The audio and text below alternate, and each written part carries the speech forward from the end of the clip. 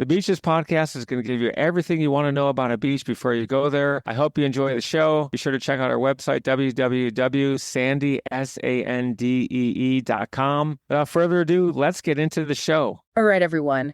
Get ready, because today we're diving into a location that's known for its rugged beauty, its independent spirit. We're talking about the Oregon coast. And let me tell you, this ain't your typical beach vacay. Definitely not. This is a place that defies expectations. Exactly. And we've got a ton of great source material from a listener who's looking for something a little different, a little more off the beaten path. So to set the scene, picture dramatic cliffs, crashing waves, maybe even a bit of that misty Pacific Northwest vibe. And those forests. Don't forget those incredible forests that run right up to the coastline. Right. It's like beaches, breweries, and hikes all rolled into one. But before we get to all that, we've got to address the elephant in the room, right? Yeah, the listener has some questions about clothing optional beaches. Yeah. They were curious about the whole nude beach scene, which honestly kind of speaks to that independent spirit we were talking about, wouldn't you say? It absolutely does. Oregon law on nudity is, well, can be surprising. It's more about local rules and knowing where you are. So not exactly like every beach is a free-for-all. No, not at all.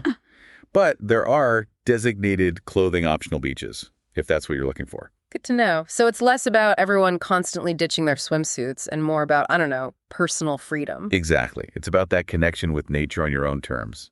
And hey, speaking of nature, we got to talk about the weather. Right, because Pacific Northwest doesn't exactly scream sunshine and beach days now, does it?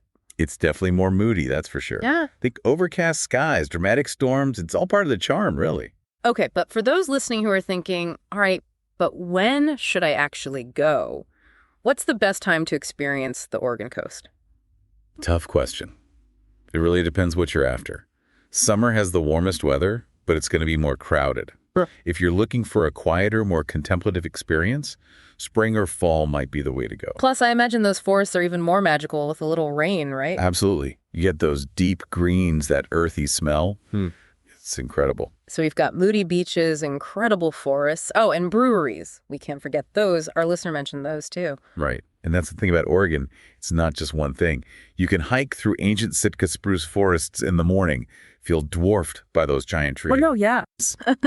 Then come out onto the coast, just as the sun's setting over the Pacific, maybe hit up a local brewery for a craft beer brewed with Oregon-grown hops. Now, that's an experience you just can't beat. It's rugged, it's beautiful, it's got that local flavor.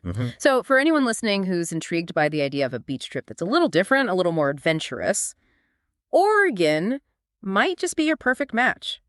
And here's something to chew on. We've talked about the independent spirit of the Oregon coast, but how else does that manifest itself in the state? Is it in their art, their food scene, their politics even? It's something to think about as you plan your trip. Because in Oregon, it seems like anything is possible. Thanks for listening to the show, and be sure to tune in next week for your favorite episode about some of the best beaches and beach information in the world.